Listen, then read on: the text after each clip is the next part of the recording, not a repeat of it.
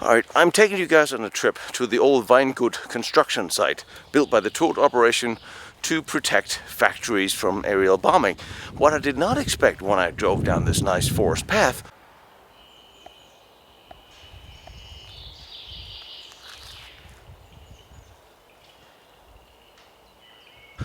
was a bunch of official dudes running around with metal detectors looking for unexploded munitions.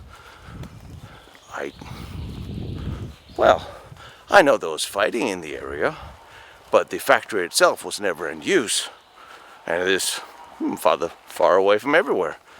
But it's rather interesting. A lot of very serious people with a lot of metal detectors. I wonder what I'll find other than what I expect to find. This was the foundation of one of the buildings. I don't yet know which one. There's another one over there, that side of the bunker. The large arch is over here to my right, but I'm more interested in what they're actually digging in, or for. Here's one of the large slabs.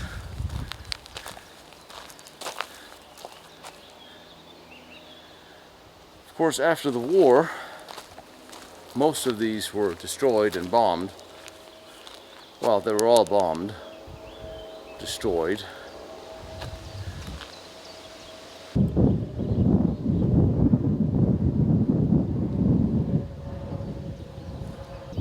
And when the Americans took the area, these were still not complete, and they were still building more. If I hear 3 sirens, that usually means someone's about to pull the trigger on something. It's 2.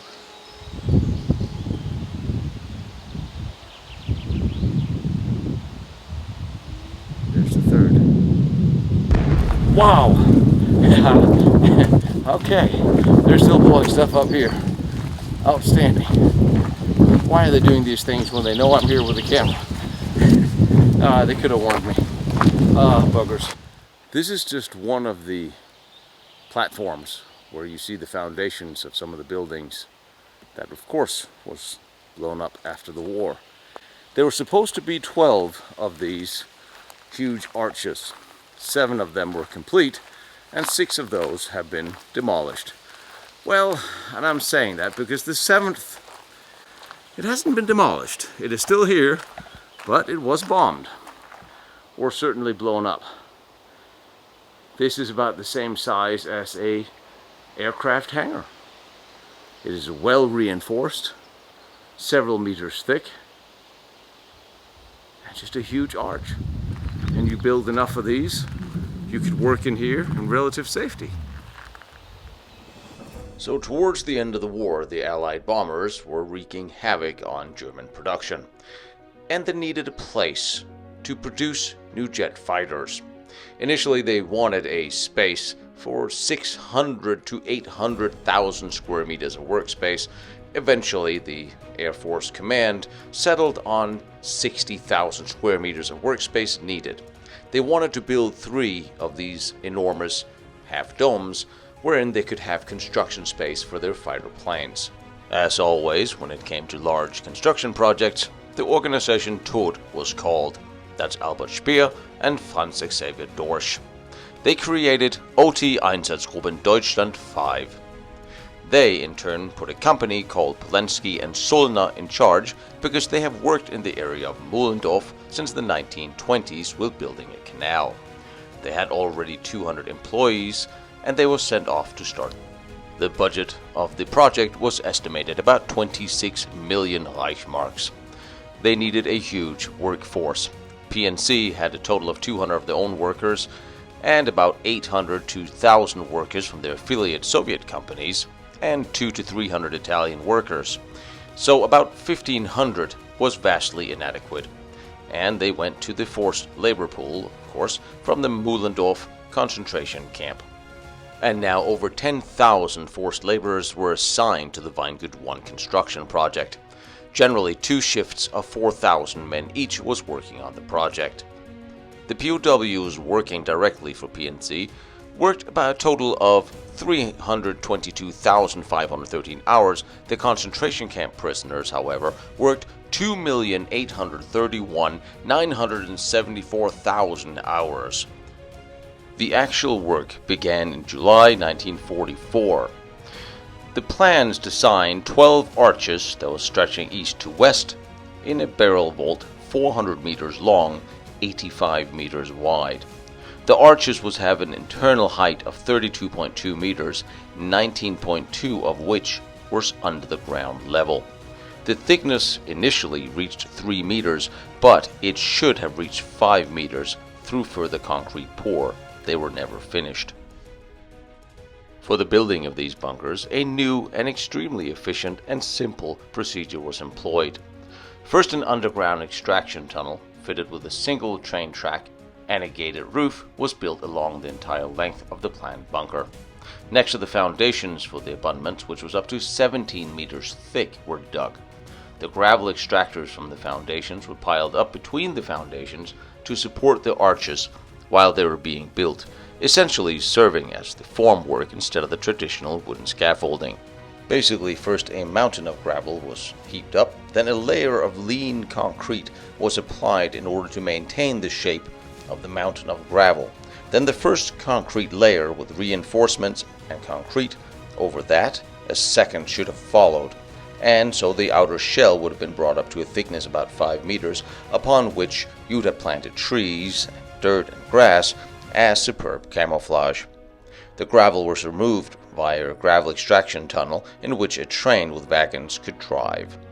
The interior would have provided 6 levels of industrial facilities for the construction of the Me-262 jet.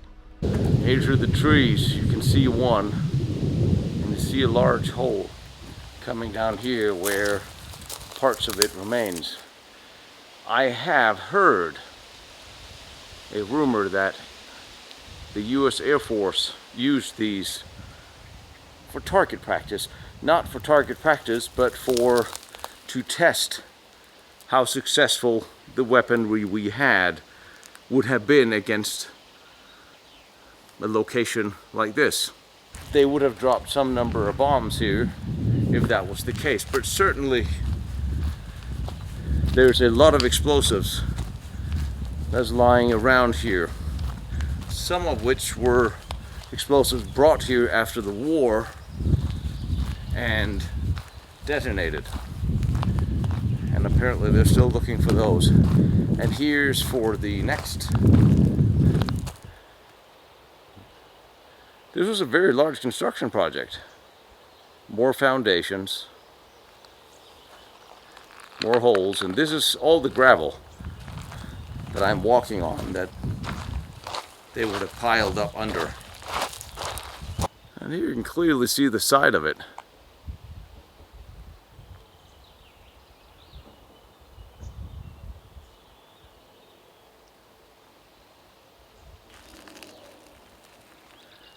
This truly was a very, very large construction project for aircraft production. And here you see the side that's been demolished and built in sections. So when it blew, the sections moved.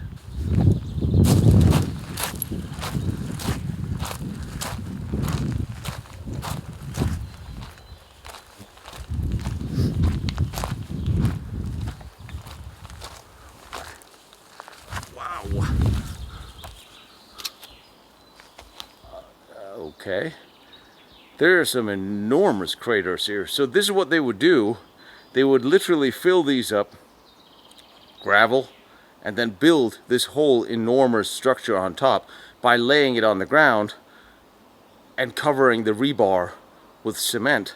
Then they would dig down some 20 meters underneath these, excavate, and then you could work underneath these domes. It was a cheap and far more efficient way of construction of bunkers than it was to dig tunnels. It was under auspices of the Todt organization.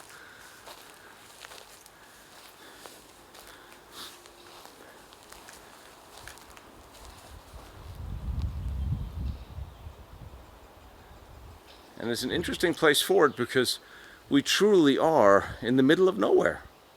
I see him standing on the wall of one of these.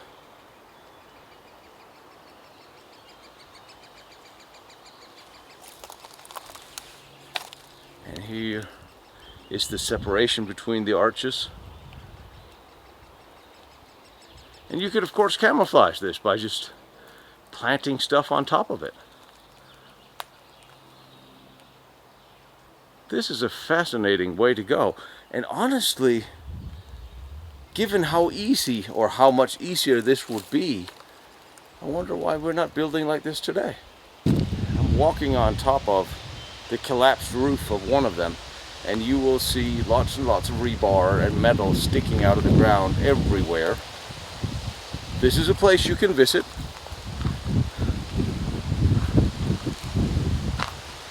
See how the roof is just, I'm guessing there would have been another layer, otherwise this rebar wouldn't protrude like this, or that would be just left sticking out.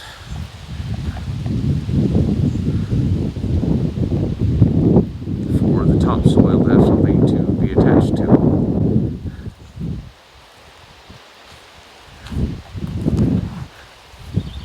This is an amazing piece of construction.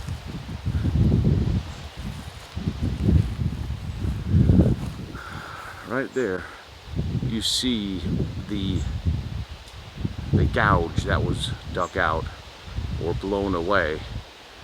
And I don't know if this was a detonation or this was from testing something like a tall boy.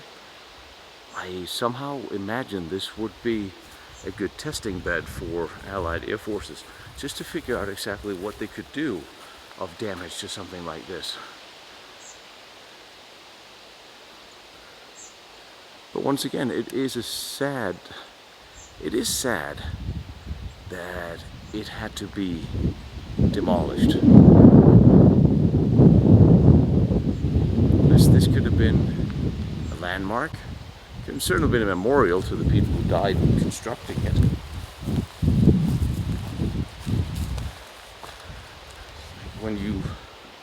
And I might just be sentimental, but when you destroy something that people died building, don't you somehow diminish their legacy or their memory? If the last thing I did before I died was construct something, I would want it to remain with my name on it for eternity. That's just my way of looking at it, I guess.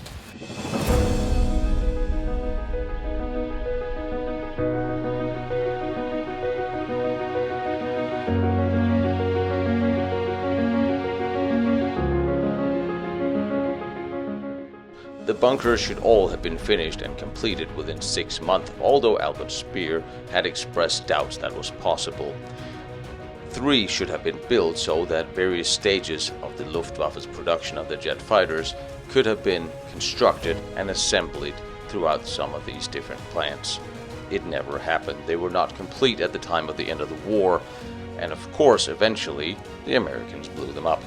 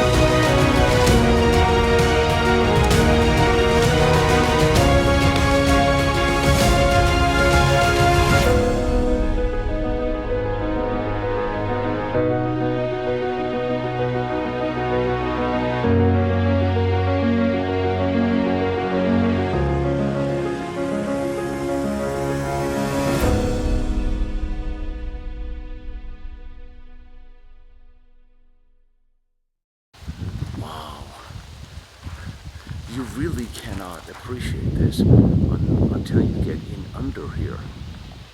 You see all those little pieces of cement that's hanging by small slabs of rebar. Not that I have any fear that this would go anywhere. And you could hear the now I can hear an echo, sort of.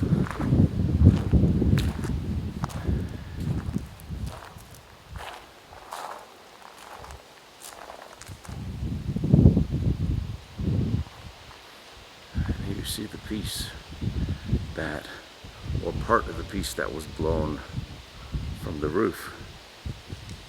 That's sitting there.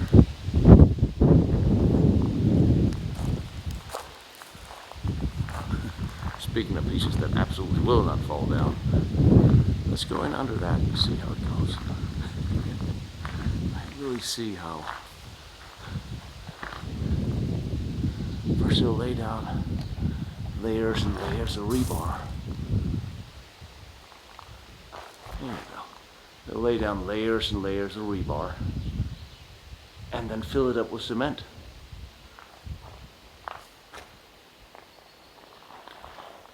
And cover the cement and more rebar and more cement and more rebar, and then you had an arch.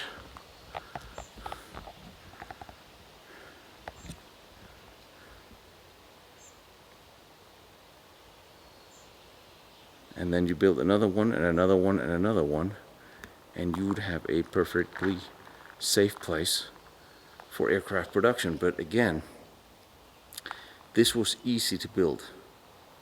This was cheap to build. You didn't have to tunnel. You didn't have to excavate. You used light gravel, and you just pour your rebar and your cement on top of it. It was cheaper and faster, and it was easy to camouflage because you had this huge back where you could plant trees and grass, and you could work relatively undisturbed underneath here. Of course, the question is, what would it take to demolish? If the Allied had known about this, it was still a construction site full of construction material when they got here. What would it have taken to destroy? Would tall boys have gone through here? I think so. It looks like 2 meters thick, and it gets thicker as you get down to the side.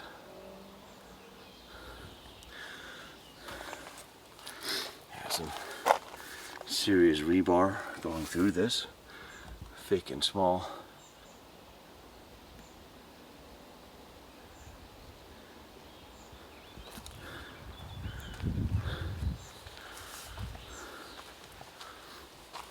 Apparently the area had been sealed off a couple of months ago because explosives and unexploded munitions.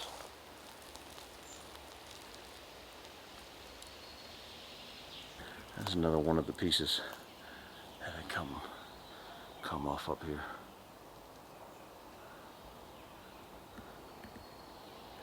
This cannot just have been explosives. This must have been an aerial bomb. It must have been, but it just seems the best way of doing it is actually blowing this up from the air. You see all the, and then down here in the valley, you see the collapsed roofs of the others. There's 7 more down there. The rebar.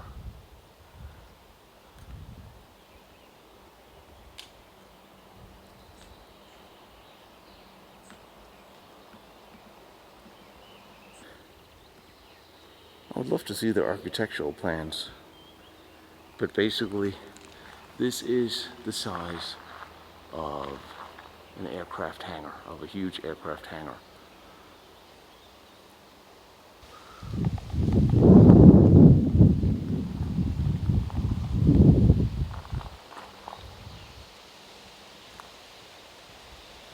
We're back out here on the roof of the one that collapsed.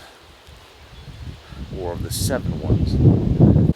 Really is something to be said for how large construction projects could be done in the middle of a war where everybody wanted materials. It is amazing to think how large, enormous construction projects the Germans could actually manage to build towards the end of the year. In fact, they were so successful that 44 was one of the most productive years of aircraft and air force production, despite Allies bombing and losing the war slowly on all fronts. They still had the capacity of building these enormous projects. And honestly, building in this fashion, in this way, is far easier logistically, less time consuming than tunneling into mountains. See how the roof have cracked into pieces here. The other section.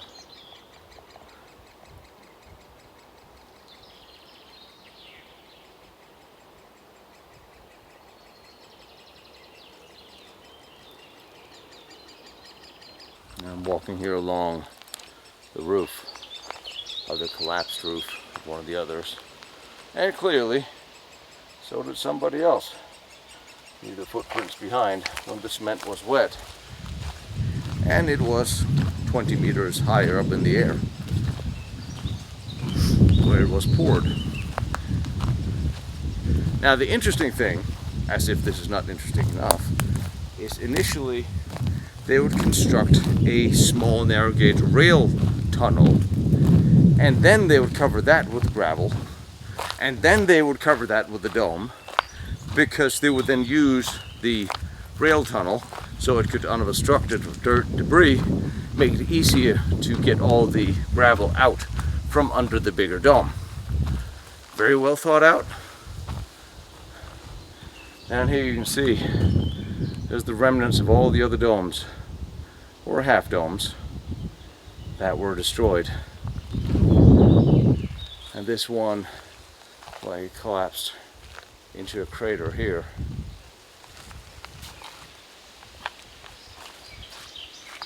I would like to try to find some of the smaller domes, half domes, arches they used to protect the rail tunnel. That will be interesting.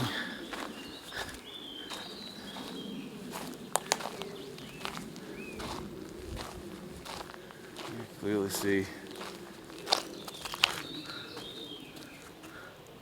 these are the thicker side walls leading in under one. Yay, happy days, there's an under.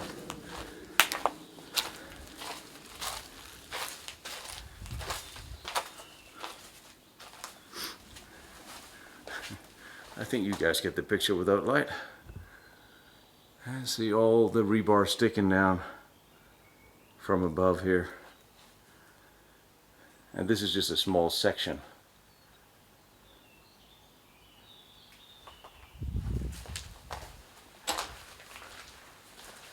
And maybe this is one of the rail tunnels. It could also have been the crater of a bomb. It's very hard to tell when everything is rather demolished. But it's fascinating to see.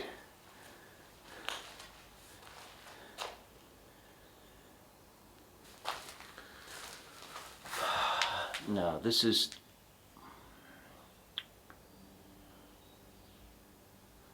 just another section of the part of the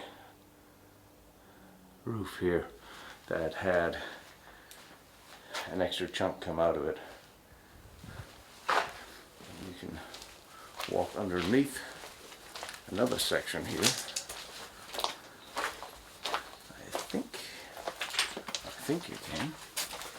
Let's see, yes you can.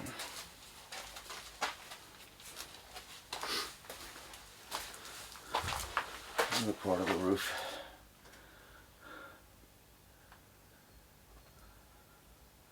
We kind of got held up by all the massive rebar and sat it right here.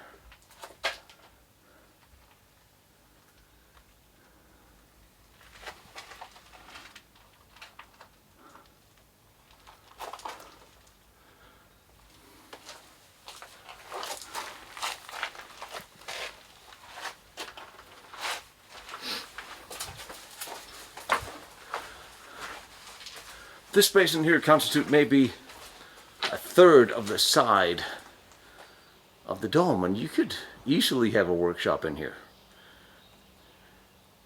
And the whole point was a lot of German industry had been relegated to smaller local factories for safety, predominantly from the bombing. But somewhere they would have to actually assemble all these parts for airplanes and so on, where the Finnish airplanes could roll out of. This was one of those sites. It was just not done in time. I hate to use the term too little too late, because it certainly is not little, but it was too late to make a difference, or to even be put in production.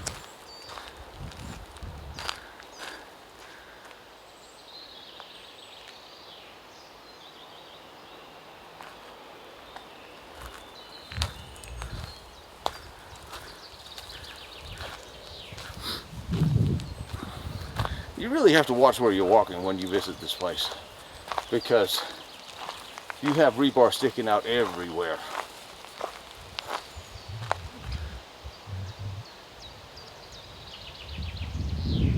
But this would have been a great big assembly hall of aircraft,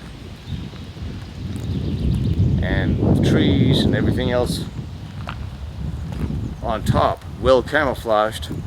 Comes to mind the DAC factory, dynamite factory in Poland, where everything was exceptionally well camouflaged. No one had an idea it was there. The whole thing came down. And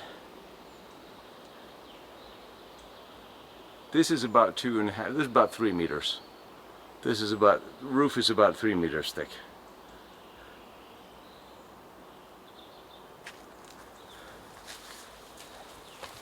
Certainly. It was bricked up. Somebody built a little crawl in.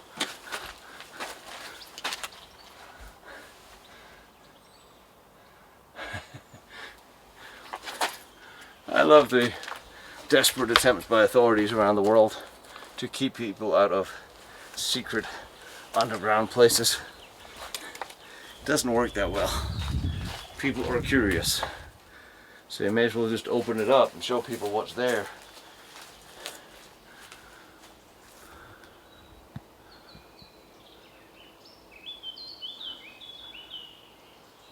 And here you actually see the impacts, the imprint of the wood here. That was from the form. And you see, as it gets to the curbs, it gets thicker than up on the center, but the center is still 3 meters. Wow. And as is customary in all old bunkers, forts, there's a tire. I wonder if this is a mandatory rule that no one had bothered informing me about. Oh well.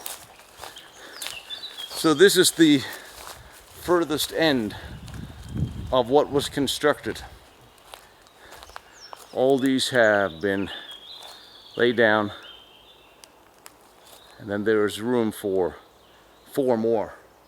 This is the crater we were just in. This is just the side. One of the collapsed sides. And of course, there's parts of bunkers and rebar everywhere.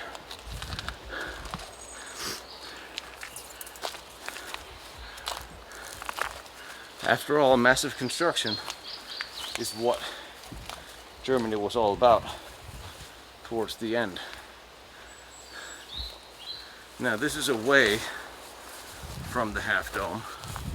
Not that sure. Those be foundations for generators. There was also a air raid shelter. And there must have been a labor camp somewhere nearby as well.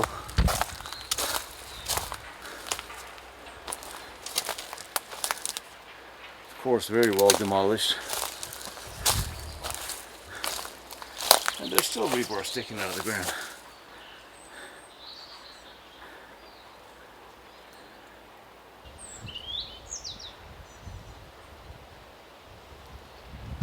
And there's more of these constructions.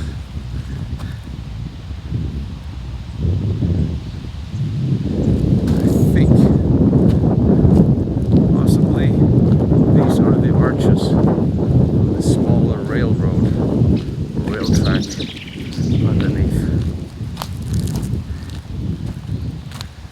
I think they'll just be a smaller arch. Yes, they are. These are parts of the smaller arches for the narrow gauge railroad.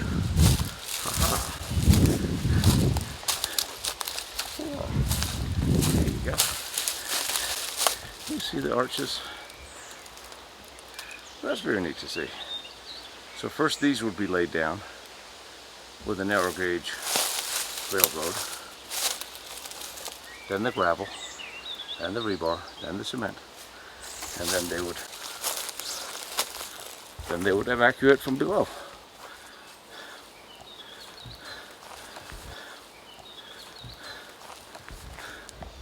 I mean, this is a massively impressive complex. And yet, honestly, it's smaller than many of the others.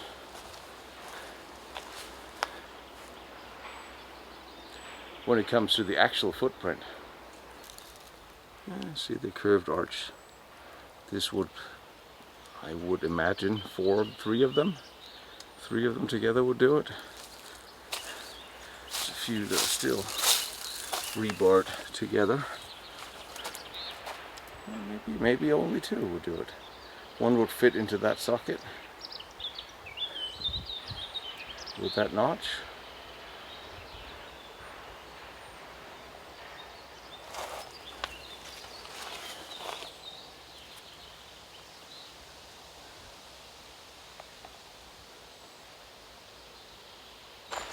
No, this is actually supposedly the rail station. Of course, there was a large gauge rails leading in here.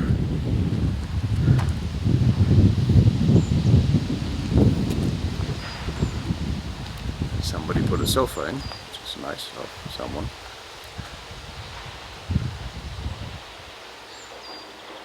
And I don't know how this wall was connected, if it fell away when it was demolished.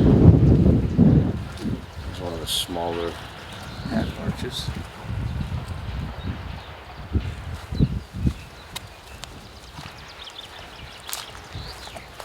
I see an entry door next to the sofa.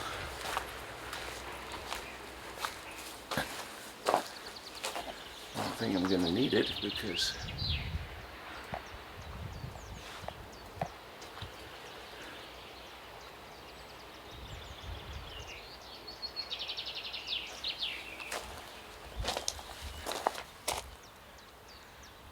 it's war.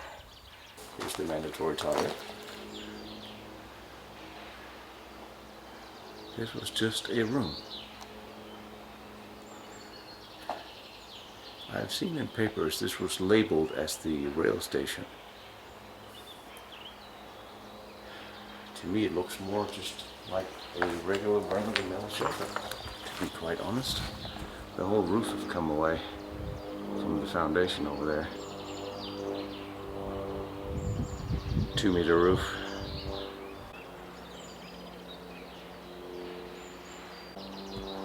Not unlike what we've seen before.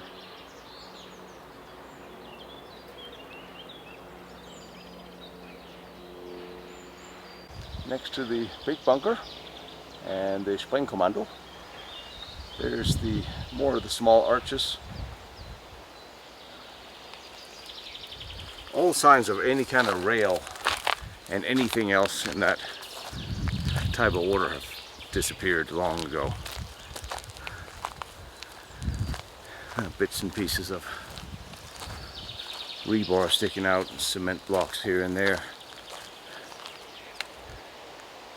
But given how big the space is, and on this ramp here, more of them would have been built up. And there's a lot more sections for the narrow gauge. Very, very interesting. Completely different concept of building.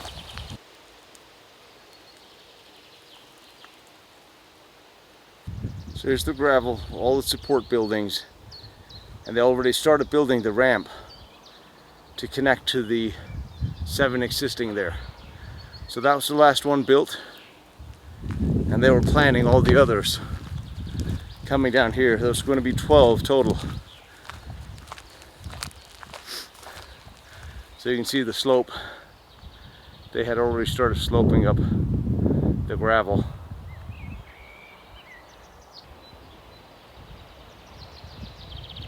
Like a place for a little generator. I mean, all equipment was removed, and what wasn't removed was taken by the scrap iron merchants.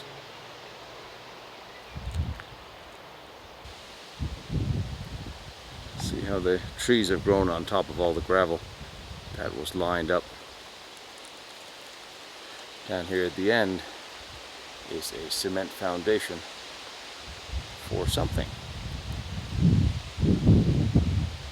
That is very interesting. This whole plateau was just lined up with gravel so they could extend the one you can see the corner of, number 7 down there. And this was the whole construction site.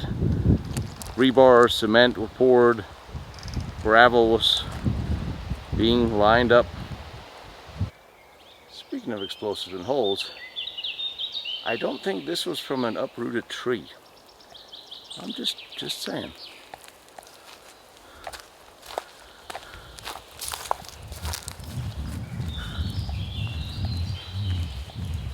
Now, Weingut 1 was one of those places I'm really glad I could visit and show you, because it was, I suppose, an evolution into the new German technology towards the end of the war, born out of desperation, granted, but this was a good idea.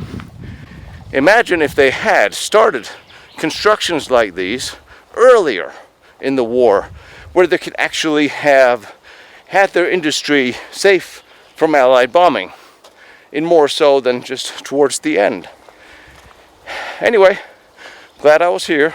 Sorry I couldn't show us any large explosions, since they're still finding unexploded munitions here, constantly detonating them. Hi, my name is Tino Struckmann, and this is my YouTube channel. I hope you enjoy history and military history as much as I love bringing it to you.